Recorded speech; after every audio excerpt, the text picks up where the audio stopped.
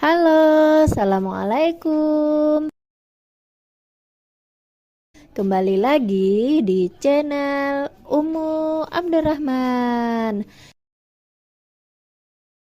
Bismillah. Hari ini kita mau mewarnai gambar binatang kucing. Masya Allah. Nah, sambil mewarnai, kita sambil bercerita yuk mengenal kucing di sekitar kita. Masya Allah. Maksud judul pada posting kali ini bukanlah untuk sekedar mengenal kucing loh. Namun, kita akan lebih jauh meninjau hewan yang satu ini dari sabda Nabi Sallallahu Alaihi Wasallam. Dari Abu Qatadah, Nabi Muhammad Sallallahu Alaihi Wasallam bersabda, kucing itu tidaklah najis. Sesungguhnya kucing merupakan hewan yang sering kita jumpai dan berada di sekeliling kita. Hadis riwayat Tirmidzi, Abu Daud, An-Nasai, Ibnu Majah, Ad-Darimi, Ahmad Malik, Syekh Albani dalam Irwaul Ghalil nomor 173 mengatakan bahwa hadis ini sahih. Sebab Abu Qatadah menyebutkan hadis di atas telah dipaparkan sebelum penyebutan hadis ini. Dalam riwayat Abu Daud diceritakan dari Kabisyah binti Ka'ab bin Malik, atau dia adalah istri dari anak Abu Qatadah, yaitu menantu Abu Qatadah. Wanita ini mengatakan bahwa Abu Qatadah pernah masuk ke rumah, lalu dituangkanlah air wudhu padanya. Kemudian tiba-tiba datanglah kucing. Bejana air wudhu lantas dimiringkan. Lalu kucing itu minum dari bejana tersebut. Abu Qatadah pun melihat wanita tadi merasa heran padanya. Abu Qatadah mengatakan, "Apakah engkau heran? Atau dengan tingkahku, wahai anak saudaraku?" Wanita tersebut lantas menjawab, "Iya." Setelah itu Abu Qatadah menyebutkan hadis di atas. Nah, beberapa pelajaran yang dapat diambil dari hadis di atas adalah yang pertama, kucing adalah binatang yang suci, namun haram untuk dimakan.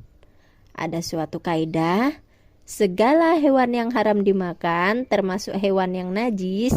Namun dalam penjelasan Nabi Sallallahu Alaihi Wasallam ini, ada pula hewan yang tidak dikatakan najis, yang menyelisihi kaidah tadi. Kucing memang pada asalnya najis karena kucing haram untuk dimakan. Namun Nabi Sallallahu Alaihi Wasallam memberikan alasan yang tidak kita temui pada hewan lainnya, yaitu karena kucing adalah hewan yang biasa kita temui di sekitar kita. Jadi, faedah dari hadis ini, semua hewan yang haram dimakan dihukumi najis, kecuali hewan yang Rasulullah Sallallahu Alaihi Wasallam hukumi suci dengan alasan yang tidak ditemui pada hewan lainnya. Pelajaran yang kedua, kucing memang tidak najis. Namun, apakah ini berlaku secara umum? Jawabannya tidak. Kucing memang tidak najis pada air liurnya, segala sesuatu yang keluar dari hidungnya, keringat, bekas minum dan bekas makannya. Namun pada kotoran dan kencing dari hewan tersebut tetap dihukumi najis. Begitu pula darahnya dihukumi najis. Alasannya karena kotoran, kencing, dan darah pada hewan yang haram dimakan juga dihukumi najis. Jadi, segala sesuatu yang berasal dari bagian dalam tubuh dari hewan yang haram dimakan dihukumi najis, seperti kencing, kotoran, darah, muntahan, dan semacamnya. Nah, pelajaran yang ketiga, jika kucing minum dari suatu wadah yang berisi air, sebagaimana diceritakan, sebab Abu Qatadah menyebutkan hadis ini, maka air tadi tidak dihukumi najis, baik kucing tersebut meminumnya dalam jumlah sedikit ataupun banyak.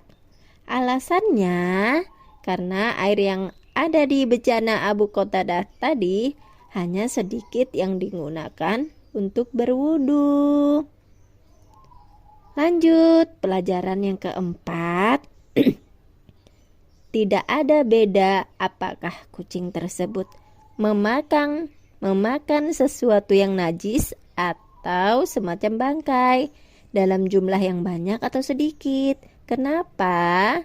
Karena kemutlakan ucapan Nabi Shallallahu Alaihi Wasallam tadi, Nabi ucapkan dalam bentuk umum, kucing tidaklah najis. Sabda Nabi Shallallahu Alaihi Wasallam mencakup baik kucing tadi makan sesuatu yang najis beberapa saat tadi atau sudah dalam waktu yang lama. Jadi tidak boleh dikatakan, tadi saya lihat kucing tersebut makan tikus, lalu sekarang minum air dari bejana tersebut, maka air ini kita hukumi najis. Hal ini tidak demikian. Pelajaran yang kelima, dari hadis ini, maka benarlah kaidah yang biasa disebutkan oleh para ulama, al-masyaqqah tajlibut taisir, atau karena adanya kesulitan datanglah kemudahan. Allah telah meniadakan najis dari kucing karena kesulitan yang diperoleh yang sulit kita hindari, yaitu kucing adalah hewan yang selalu kita temui dan berada di sekitar kita. Seandainya kucing dihukumi najis, padahal dia sering minum air, susu, atau memakan makanan yang ada di sekitar kita, maka ini akan sangat menyulitkan. Oleh karena itu, karena adanya kesulitan semacam ini, datanglah kemudahan, yaitu kucing tidaklah najis. Nah, selanjutnya pelajaran yang keenam.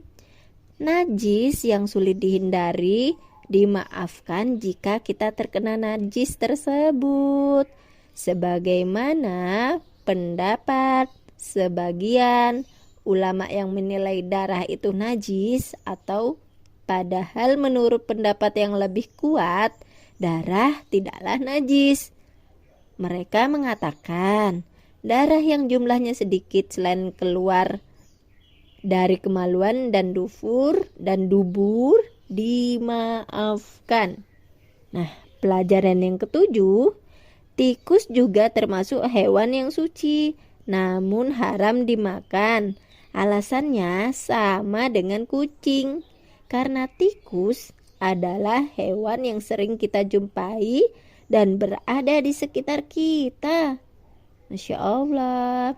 Pelajaran yang kedelapan, penjelasan dalam hadis ini menunjukkan kepada kita bahwa Allah sangat menyayangi makhluknya.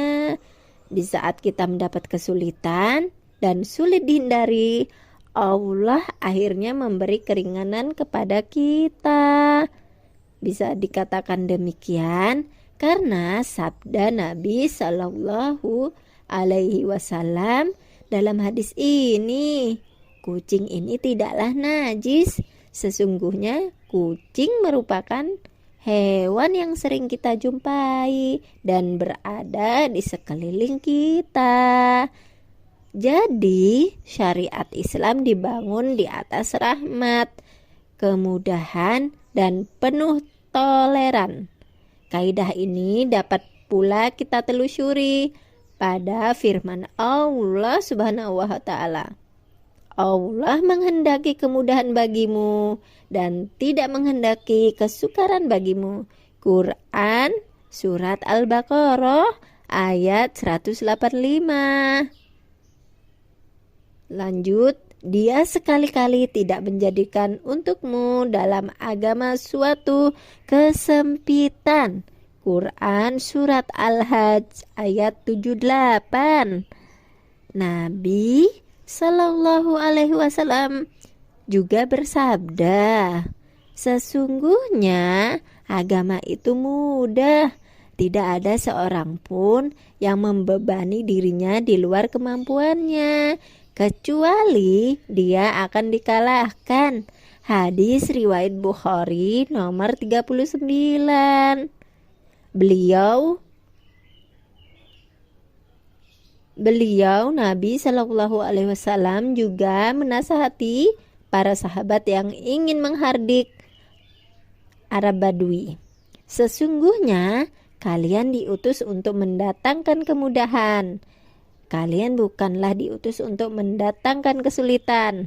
Hadis riwayat Bukhari nomor 6128.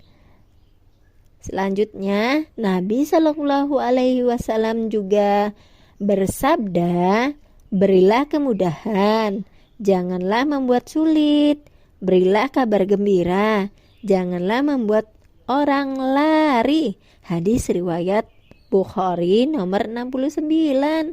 Nah, selanjutnya pelajaran ke-9. Jika orang melihat sesuatu pada kita yang dirasa asing, maka hendaklah kita menghilangkan keanehan yang dianggap sebagaimana yang dilakukan oleh Abu Qatadah tadi. Ketika Khabisyah merasa aneh dengan apa yang dia lakukan. Demikian apa yang kita kaji dan kita gali dari hadis ini. Semoga yang sedikit ini bisa menambah ilmu kita dan semoga bisa membuahkan amal soleh. Alhamdulillahilladzi binikmati tatimus solihat wassalatu wassalahu ala nabiyina Muhammad wa ala alihi wa sahbihi wasallam. Subhanaka Allahumma wa bihamdika ashadu an la ilaha illa anta astaghfiruka wa atubu ilaik.